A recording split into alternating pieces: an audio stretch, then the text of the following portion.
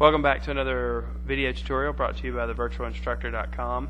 Today we're going to spend some time drawing noses. I see a lot of people make mistakes when drawing noses. They'll draw something like this, kind of a backwards L, upside down 7. That's not what a nose looks like.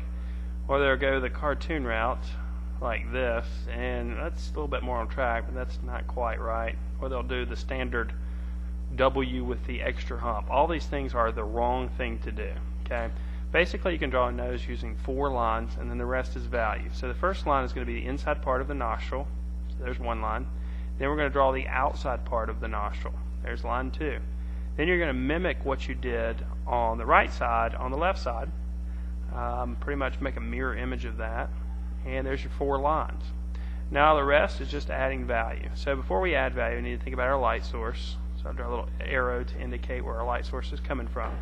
Then I'm going to start in the area that's the darkest, and obviously that is in your nostril, so I'll go ahead and start adding value there. I'm going to let that value fade out a little bit as you get close to the end of the nostril, and maybe I'll give a little bit of a line to indicate a connection between the 2 nostrils, but that's really just a line of value. It's not really a strong, heavy line. Alright, now your nose comes out from your face, so everything that comes out is going to be lighter in value, and everything that kind of recedes is going to be darker in value. So I'm going to draw a little bit of a shape to indicate that, and then I'm going to go ahead and start adding the value in the area that's the direct opposite from the light source.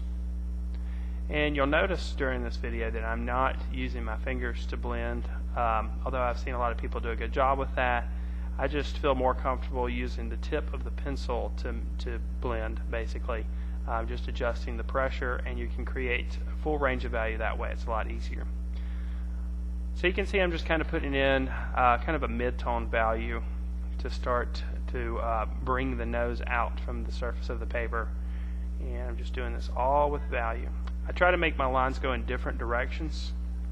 If you keep them going all in the same direction, you might get too much of a linear quality about it. And for this, again, I just want smooth gradations of value.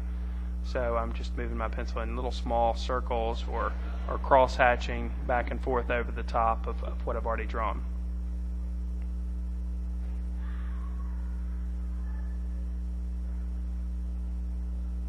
Now, since the nostril comes off of your head a little bit too, it's not going to be completely dark on either side. It's going to get lighter the closer it gets to the inside part of the nostril, or actually that part just above the nostril.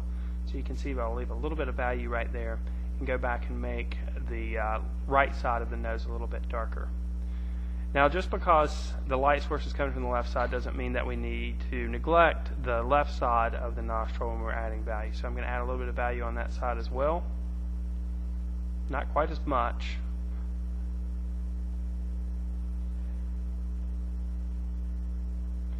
Now, in the corners of your nose, there's these little creases that happen, so we need to add a little bit of value to indicate that too. Alright, I'm also going to bring the value up the right side of the nose, which is on the opposite side from the light source. A lot of people make the mistake thinking that this is actually a line, but it's actually a change in value. That's why you see people making the backwards L's and bringing lines down on either side of the nose, when it's actually just a change in value. So pay special attention to your subject, and you'll notice that it's just a change in value and not a line. I'm also going to bring some indication of that up on the left side as well.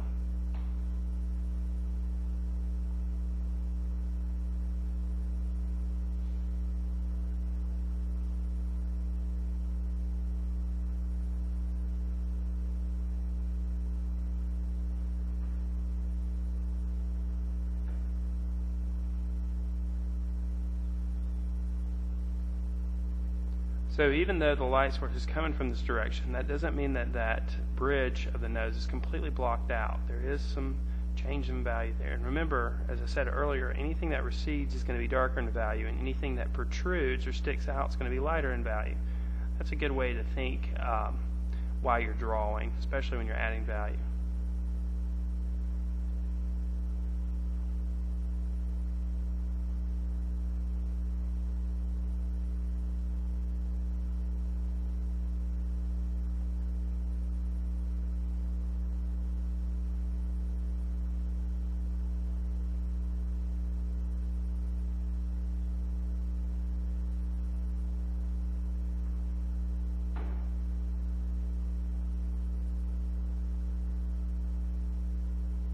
Alright, now we're getting the value in a more respectable shape. It's starting to look a little bit more like a realistic nose.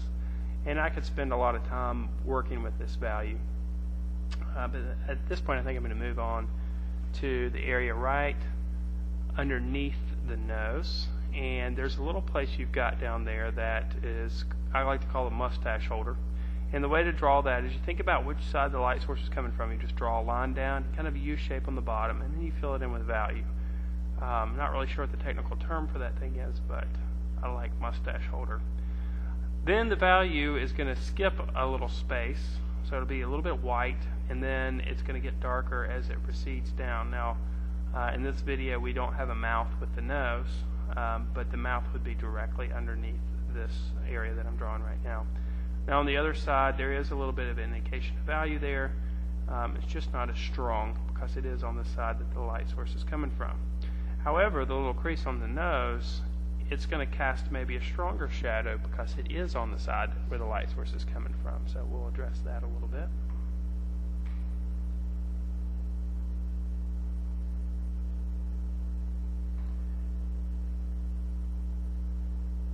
And there you have it. Noses are not really hard to draw, just 4 lines and then value. Thank you for watching this video tutorial.